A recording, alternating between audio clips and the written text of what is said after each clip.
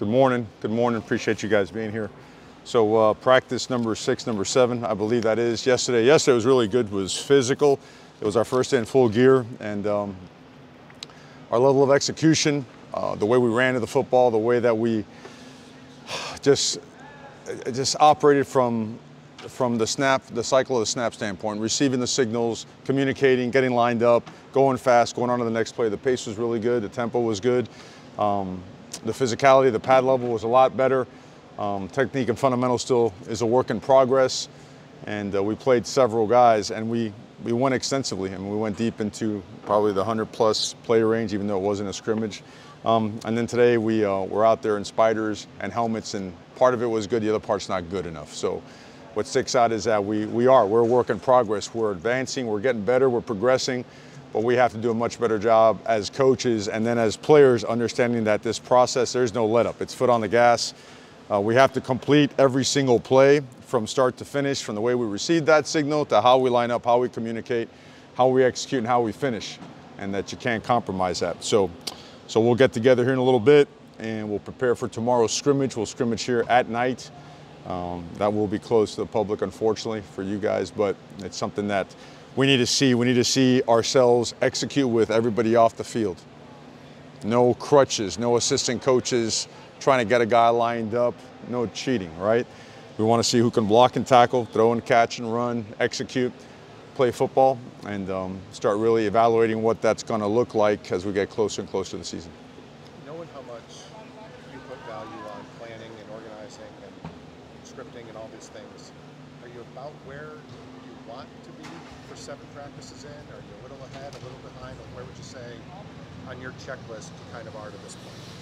I think that part of the checklist has to be so high that you never get there. So we're always going to be reaching for more. So we're making progress is the best way to define it. With no designated. Go ahead. Oh, okay. How much weight do the scrimmages hold when it comes to early playing time? A lot.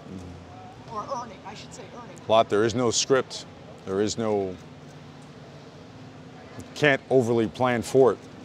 You have to run the process. You have to execute what is called, and you have to make adjustments and trust your rules. Everything has an intent, right? Every call, every play has an intent.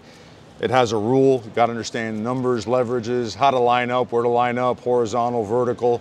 Where's your help? Where's it not? Where are you alone? All those things are critical, and the only way to do that is to know what you're doing, how to do it exactly like we want it done, and why we are doing it that way. And that's the only way to learn football. That's the only way, you've heard us say, don't do it till you get it right, do it till you can't get it wrong. That's the only way that it works. Like the whole on the board, ask a question and a guy responds, that's not it. Got to rep it a lot. On the board, on the field, in our walkthroughs, in our units, in our indie periods, and then to our team periods, then eventually the scrimmage, and then it's got to translate to game time. So we want to see drill transfer tomorrow, amongst other things. If we've been working certain combination blocks that require a certain hat placement and hand position at a certain angle, that has to show up tomorrow when that play is called and it has to be executed. If we want to see a certain route adjustment, when they go from one coverage to another and the quarterback and the receiver have to make that adjustment post-snap, we want to see that tomorrow. How about the format? Are the coaches on the field the first one, or is it just like a game? Everybody off the field. We'll warm up for about 15, 20 minutes. And that span will have everything from 8 to 10 minutes of indie, about 7 minutes of 7-on-7 and 1-on-1s with the bigs, some formalities of getting organized to make sure we can also run our special teams. We want to practice all our units, kickoff, cover, punt return, kickoff return, PAT field goal, and PAT field goal block. So 2 minutes of organizational time, and then we're rolling. We're kicking off, and we're playing ball. You mentioned just in this first week, have they done a good enough job of making the plays when they come to where you're finishing those opportunities? There's some highs and lows, and they got to be pressed, and they're going to be pressed nonstop, relentlessly. We got to have guys that consistently perform at a high level. And the quarterback supporting cast, all right? So let me go back. There are no sacred cows, whether you're the quarterback or not. You're going to be coached hard. There's a level of expectation that's not going to be lowered and not going to be compromised. So with that, as we're on the quarterbacks, the wide receiver group has to continue to be more consistent in every aspect. Physicality when it's time to block, running the right route, aligning the proper way, taking the right release, understanding when you're pressed, when you're not, what to do, when you have what. And then, of course, contested balls, finding a way to come up with them. So, and there has been progress. We have seen, like yesterday and early today, we made some really, really good plays. And if we're capable of doing it once, we're capable of doing it all the time. So they're going to be pushed. We've had some good moments. We've had some other ones where we got to get better. So we need to keep progressing. Without like a designated special teams coordinator or coach, like among your assistants, how is that workflow going to run during games? It's run like we've run it all the time. All the coaches are responsible for a phase in it. I'm also involved in the entire thing, and we have 2 analysts assigned to it, and we work together. So come game time, that we can direct it, and I eventually give the call for each phase. And as per game plan. Which 2 analysts for that? Say again? Which 2 analysts for that? Danny Coulter and Marwan Malouf. Is the energy where you want it to be? Where guys can get excited for first day of pads, you get excited for first day out here, all that stuff. Now as you get into, for lack of a better term, the dog days. Yeah, I thought yesterday was, you know, we went short yards and goal line and we had to let it go live because it was so intense. We said, let's let it eat, you know.